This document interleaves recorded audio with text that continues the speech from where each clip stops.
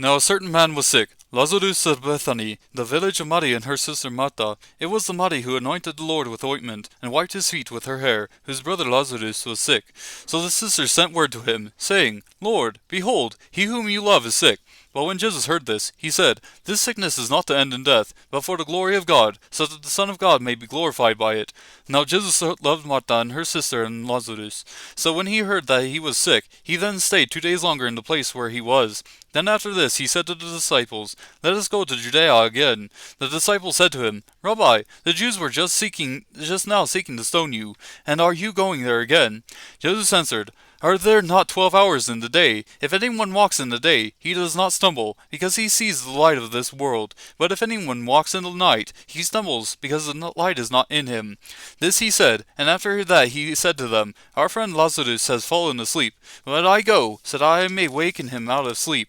The disciples then said to him, Lord, if has fallen asleep, he will recover. Now Jesus had spoken of his death, but they thought that was speaking of literal sleep. So Jesus then said to them plainly, Lazarus is dead, and I am glad for your sakes that I was not there, so that you may believe, but let us go to him. Therefore Thomas, who is called Didymus, said to his fellow disciples, Let us also go, so that we may die with him. So when Jesus came, he found that he had already been in the tomb 4 days. Now Bethany was near Jerusalem, about 2 miles off. And many of the Jews had come to Martha and Mary to console them concerning their brother. Martha, therefore, when she heard that Jesus was coming, went to meet him, but Mary stayed at the house. Martha then said to Jesus, Lord, if you had been here, my brother would not have died. Now even now I know that whatever you ask of God, God will give you. Jesus said to her, Your brother will rise again. Martha said to him, I know that he will rise again in the resurrection on the last day. Jesus said to her, I am the resurrection and the life. He who believes in me will live even if he dies, and everyone who lives and believes in me will never die. Do you believe this? She said to him, Yes, Lord, I have believed that you are the Christ, the Son of God, even he who comes into the world.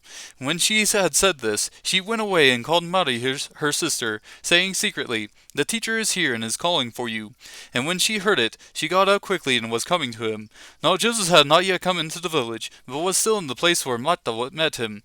And the Jews who were with her in the house, and consoling her, when they saw that Mary got up quickly and went out, they followed her, supposing that she was going to the tomb to weep there. Therefore, when Mary came where Jesus was, she saw him, and fell at his feet, saying to him, Lord, if you had been here, my brother would not have died.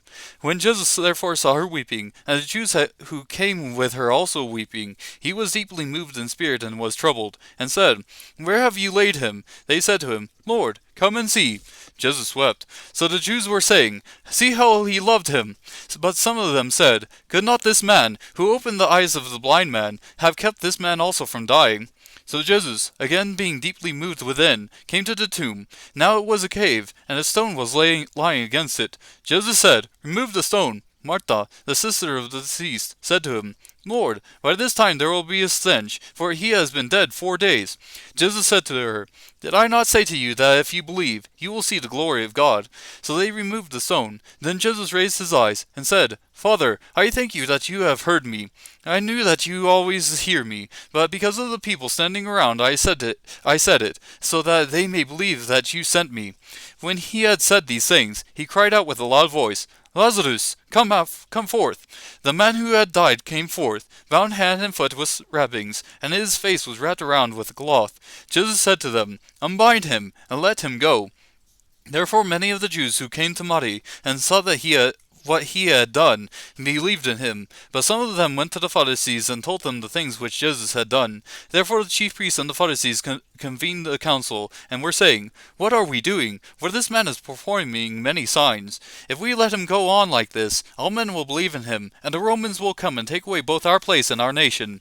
But one of them, Caiaphas, who was high priest that year, said to them, You know nothing at all, nor do you take into account that it is expedient for you that one man die for the people, and that the whole nation not perish.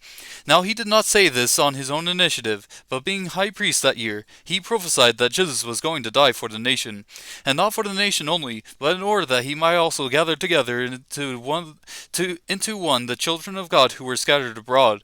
So from that day on they planned together to to kill him. Therefore Jesus no longer continued to walk publicly among the Jews, but went away from there to the country near the wilderness, into a city called Ephraim, and there he stayed with the disciples. Now that the Passover of the Jews was near, and many went up to Jerusalem out of the country before the Passover to purify themselves. So they were seeking for Jesus, and were saying to one another as they stood in the temple, "What do you think, that he will not come to the feast at all?"